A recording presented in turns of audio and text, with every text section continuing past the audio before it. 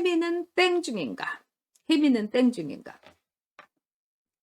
어저께 주말에는 온갖 그 뉴스가 혜민과 혜민을 아주 이 연예인이다. 혜민한테 속지 마. 어? 혜민은 이 스님 흉내를 내는 배우다. 이렇게 직격타를 날린 현각 스님. 제가 보기에는 혜님은 스님이라고 하기에는 좀 부족하다고 봅니다. 그런데 오늘 또 어떻게 됐냐. 이 현각 스님하고 혜민하고 이제 극적인 화해를 해가지고 현각 스님이 아마도 이 불교계에 여러 가지 생각을 해서 스스로 내가 참아야지 이러면서 혜민과 나는 그 오해를 풀었다. 그리고 혜민은 도반이다. 이 정진하는 사람이다. 땡중이 아니다. 혜민은 땡중이 아니다. 그리고 혜민은 beautiful human being이다. 이런 얘기를 하고 우리는 형제다. 뭐 이런 얘기도 했어요. 저는 이게 어떻게 보면은 큰 대의를 위해서 또 자신이 수도하는 사람으로서 정진하는 사람으로서 그렇게 과격한 말을 올린 거에 대한 자기 반성 뭐 이런 거를 이 현각 스님이 한 거지 진짜 혜민에 대해서 용서한 건 아니다 이렇게 생각이 듭니다. 자, 제가 어저께 혜민에 대해서 느낀 거 여러분들 이 레스드라님께서는 혜민은 처음부터 엄청 비호감이었어요. 사실 저도 그랬습니다. 한번 혜민의 모습을 한번 보도록 하겠습니다. 자, 자료 한번 올려주세요. 자, 이 혜민 스님이 저런 모습으로 있는데 머리도 이제 깎지 않으시고요. 거기다가 수염이 아주 듬성듬성.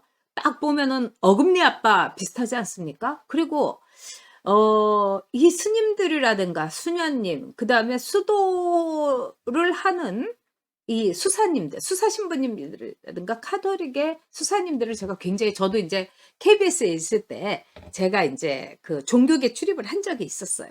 그래서 이렇게 보면은 그때 정진하고 있는 스님들 많이 뵀고요. 훌륭한 스님들. 그 다음에 수녀님들, 수사님들 이렇게 많이 뵀는데 제가 그때 느낀 게 얼굴이 아주 반짝반짝한 거예요. 얼굴에서 막 빛이 나요. 그 다음에 얼굴이 살이 없으세요. 그래서 제가 이랬어요. 아니 뭘 드셔가지고 저렇게 얼굴에서 반짝반짝 빛이 나냐 이랬더니 저랑 아주 친한 내과 의사인 친구가 있는데 그 친구가 저한테 그러더라고요. 그 친구는 열렬한 불교 신자예요. 그래서 저한테 이제 맨날 이제 반야신경 이제 차 안에서 들으라고 카세트 옛날에 주고 그랬어요. 근데 그 친구가 뭐라고 그러냐. 영양실조인 경우에는 늘 영양실조고 거기에 대해서 어떤 내성이 생기면 얼굴이 반짝반짝하고 빛이 난다는 거예요. 그래서 그만큼 아주 이 영양 밸런스가 없게 살아서 그렇다 이거예요. 그래서 저도 이제 수녀님들하고도 식사 많이 해보고 또 비구니 스님들하고도 식사를 많이 해보면 일단 뭐 채식을 하시고 수녀님들도 드시는 게요. 기껏해야 뭐 이 김치찌개에 꽁치 같은 거 그런 거 넣어서 제가 온다고 그것도 특식이고요. 제가 이제 수녀님들하고 먹었던 음식 중에 제일 기억이 나는 건 배추 김치 있죠? 그거를 씻어 가지고 밀가루를 살짝 입혀 가지고 이렇게 지져 주신 거예요. 너무너무 맛있었어요. 근데 그분들이 그런 음식을 드시는 거는 자신들은 적게 먹고 그 보육원에 있는 아이들한테 잘 먹이기 위해서 돼지 삼겹살도 사주기 위해서였습니다.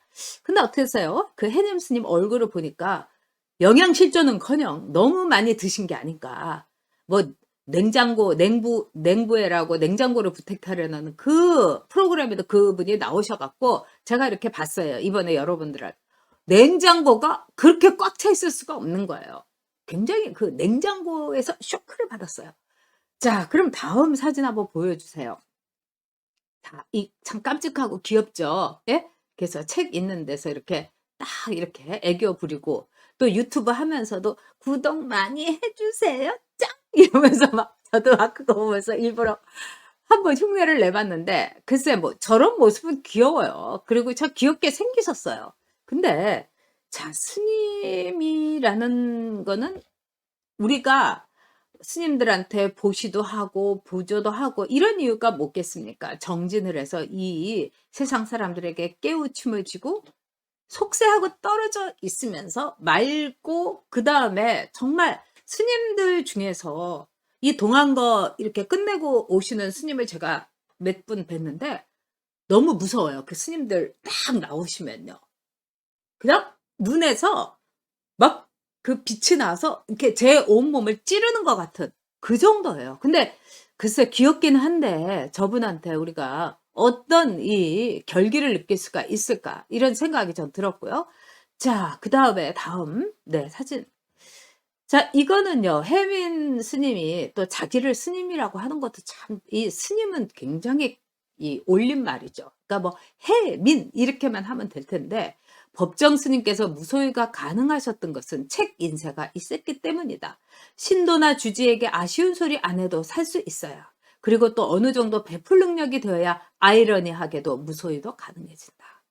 이게 인제 해민의 생각을 2011년 예 3월 6 일인데 오후 1시 29 분이면은 굉장히 맛있는 거 많이 드시고 이런 글을 올렸던 것이 아닌가 이런 생각이 듭니다.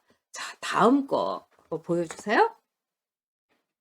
자 이거는 제가 인제 이 찾아낸 건데 마음치유 학교라는 거에서 이 해민 스님과 함께하는 2030 싱글 남녀 인연 찾기 남성분 마감 크리스마스 특집이에요. 그러니까 크리스마스에 이 남녀 짝짓기를 해 준다는 거예요. 왜 초파일엔 안 하고 초파일에도 했나요? 제가 본 거 크리스마스였는데 자 이게 뭐냐면은 8만 원이에요. 근데 간식을 주면서 8만 원이에요. 저희 그 전역 TV에서는 사실은 그 몇 번 정모했을 때 15,000원 막 이렇게 받았어요. 그러면은 저나 이 안영환 선수 돈이 한 50만 원, 50만 원씩 해 갖고 어떤 때는 50만 원, 어떤 때는 뭐 100만 원 이렇게 들어갔어요. 왜? 그동안의 전역 TV를 여러분께서 많이 봐 주셨기 때문에 뭔가 보답하는 자리인데 아니 2030 싱글 남녀한테 짝짓기를 해 주면서 간식 주는데 8만 원이 뭡니까? 장소 뭐 이걸 하더라도 10,000원에서 20,000원이면은 뒤집어 쓰는 거죠. 자 저런 거 또 명상 앱 이것도 뭐 이 잠 잘 들고 뭐 이렇게 바닷물 소리, 빗방울 소리 뭐 그런 거 무료도 많아요. 근데 그거를 5,900 원을 결제를 하게 만들고 뭐 1년 결제를 하면 35,000 원이고 거의 뭐 넷플릭스 이 수준입니다. 자 이제 내려 주시고요. 자 이런 혜민에 대해서 '혜민은 땡중인가?' 우리가 한번 이렇게 물어보고 싶어요. 저는 혜민은 땡중은 아니라고 생각합니다. 배울 만큼 배운 거죠. 버클리 나왔고 그다음에 하버드에서 뭐 또 프린스턴에서 박사학위 했고 많이 배우신 분이에요. 그래서 뭐 무슨 햄프셔 대학인가 이런 대학에서 교수도 7 년을 했어요. 근데 인제 혜민이 그 대학에서 테뉴어를 못 받은 거예요. 그러니까 정말 종신 교수직을요. 그러니까 그때 보따리를 싸 갖고 한국에 나온 거예요. 이 조계종에서는요. 요즘 들어서 이 승려가 되겠다는 사람이 참 없대는 거예요. 그래서 이 주지 스님들이라든가 또 많은 이 고민이 있어요. 세상이 너무 재밌잖아요 여러분. 그러니까 옛날처럼요. 산골짜기에 들어가서 정진하고 수도하는 건 아주 특별하지 않으면 참 힘든 거예요. 세상이 너무 재밌는 거예요. 이 예전에는 수녀, 신부 이 또 이 승려, 지망자가 굉장히 많았어요. 근데 요즘은 없는 거예요. 왜? 너무 힘들어요. 얼마 전에도 제가 이 비구니 스님들이 굉장히 많은 절에를 한번 갔는데 그 절이 또 이제 이 문화재잖아요. 그러니까 그 절을 매니지하는 게 너무 힘들다는 거예요. 맨날 쓸고 닦고 그러니까 스님들 자체가 육체 노동을 너무 많이 하니까 그냥 중간에 다 가버린다는 거예요. 그리고 스님들도 한 주지 스님이 이러는 거예요. 공양주 스님을 잘 모셔야 된다고. 공양주 보살을 모시거나. 왜 그러냐? 너무 먹는 게 옛날처럼 풀만 주고 막 이러면은 스님들이 맛없다고 막 한다는 거예요. 그래서 비건 식당, 채식 식당을 어떻게 잘 해 줘야 되나. 그래서 뭐 메뉴 짜는 게 이 주지 스님의 최고의 지도력이다. 막 이렇게 농담하시는 것도 봤어요. 위기의 조계종이에요. 그런 조계종에서 혜민이 이렇게 화려한 학벌을 가지고 나타났으면은 혜민을 일종의 현각 스님 말씀대로 데코레이션 외국인 스님도 그렇고 막 이렇게 앞장 세워서 뭔가 뭐 시주도 많이 받고 뭐 이래야 되지 않겠어요? 또 이 승려나 또 승려가 되실 분들도 많이 이 붐도 일으키고 이래야 되는 거 아니겠습니까? 자 그렇다면은 우리가 자 좀 바꿔 주세요. 자 혜민의 생활은 앞서서 여러분이 보신 것처럼 너무 스님 코스프레다. 그래서 이 속지 말라. 혜민은 기생충이다, 배우다, 연예인이다 이렇게 현각 스님이 얘기했어요. 저는 이건 틀린 말은 아니라고 생각해요. 스님이 냉장고를 부탁해 과연 나와야 되나? 스님이 나 혼자 산다고 거의 비슷한 프로라면서요, 이 온앤오프가. 그런 데를 나와 갖고 자기의 사생활을 더구나 남산에 뷰가 있는데 막 하고 뭐 맥북에다가 이 아이팟 그 비싼 거 굉장히 인조이 하고 있는 거예요. 응? 그거는 이제 다 좋다 이거예요.